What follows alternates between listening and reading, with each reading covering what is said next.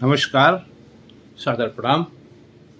मैं आज एक किताब की चर्चा करने वाला हूँ और उस आधार पर यह अनुमान लगा रहा हूँ मैं कि क्या भारत की सरकार, भारत की मोदी जी की सरकार उस किताब के मुताबिक चल रही है, उस किताब के नक्शे कदम पर चल रही है, वही रास्ते अपना रही है जो उस किताब में दिखाए गए हैं, या कुछ और है।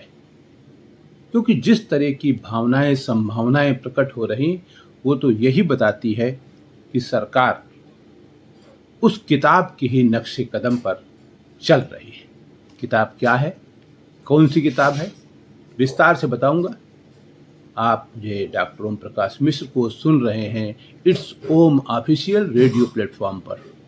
तो सुनिए, आज हम चर्चा करने वाले हैं जॉर्ज ऑरवेल की एक पुस्तक 1984, 1984।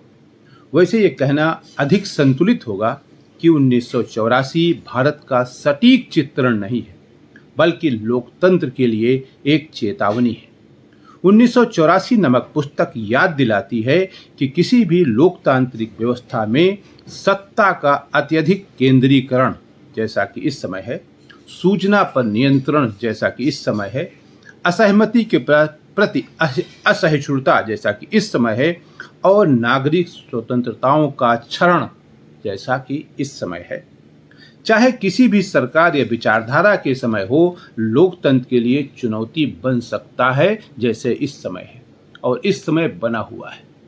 जंतर मंतर से प्रधानमंत्री आवास और संसद भवन तक चर्चा जोरों पर है। लोकतंत्र के लिए चुनौती बना हुआ है और शायद 2026 में इसी तरह की सरकार अस्तित्व में है, ऐसा हमारा मानना है। जॉर्ज ऑरवेल की 1984 आज भी इसलिए प्रासंगिक है क्योंकि ये किसी एक देश या सरकार पर नहीं, बल्कि अनियंत्रित सत्ता की सार्वभौमिकता पर, जो उसकी सार्वभौमिक प्रवृत्ति है, उस पर प्रश्न उठाती है। भारतीय संदर्भ में ये पुस्तक हमें लोकतांत्रिक संस्थाओं की स्वतंत्रता, प्रेस की भूमिका, अभिव्यक्ति की स्वतंत्रता, पारदर्शिता और नागरिक अधिकारों की रक्षा के महत्व को याद दिलाती है। यही इसकी सबसे बड़ी समकालीन प्रासंगिकता है।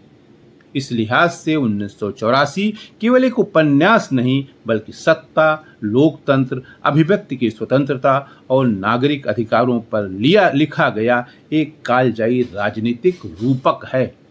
जॉर्ज ऑरवेल ने 1949 में एक कल्पना की थी। आप कल्पना कर लीजिए कि लेखक कितना बड़ा कल्पनाशील होता है। जॉर्ज ऑरवेल ने 1949 में एक कल्पना की थी कि भविष्य में यदि राज्य असीमित शक्ति प्रदान कर लें तो केवल लोगों के व्यवहार ही नहीं, बल्कि उसकी सोच और स्मृतियों पर भी नियंत्रण स्थापित कर सकता है, जैसा कि इस समय भारत में है। 1984 की मुख्य अवधारणाओं में बिग ब्रदर एक उसका मेन कैरेक्टर है, यानी राज्य का ऐसा सर्वशक्तिमान चेहरा जो हर नागरिक पर निगरानी रखता है। नागरिक ये महसूस करते हैं कि उन्हें देखा जा रहा है, उनको वॉच किया जा रहा है। नंबर 2 इसमें क्या है, थॉट पुलिस। इसमें केवल अपराध ही नहीं, बल्कि सरकार के विरुद्ध किसी भी तरह की आवाज उठाना भी अपराध माना जाता है। ये इसी समय चल रहा है, इस समय भी यही चल रहा है। नंबर 3 है न्यूज पीक। इसके अंदर भाषा को इस तरह सीमित किया जाता है कि लोग स्वतंत्र विचार ही न कर सकें। जैसा कि मैंने कहा, शिक्षित न बनिए, गरीब बने रहिए, ताकि हमारे कंट्रोल में रहिए और कंट्रोल का अनाज खाते रहिए। तो लोग स्वतंत्र विचार न रख सकें, यानी भक्तगण तैयार करना। क्योंकि जब विचार सीमित होंगे, शब्द कम होंगे, तो विरोध की क्षमता भी कम होगी। नंबर 4 है इतिहास का पुनर्लेखन। इसमें सरकार अतीत के रिकॉर्ड बदलती रहती है, जैसे कि इस समय हो रहा है। अतीत के रिकॉर्डों पर आरोप लगाती रहती है, तरह तरह के सवाल उठाती रहती है, तथा वर्तमान नीतियां उसे सही लगें और पुरानी नीतियों की आलोचना कर होती रहे, यही उसका मेन काम होता है।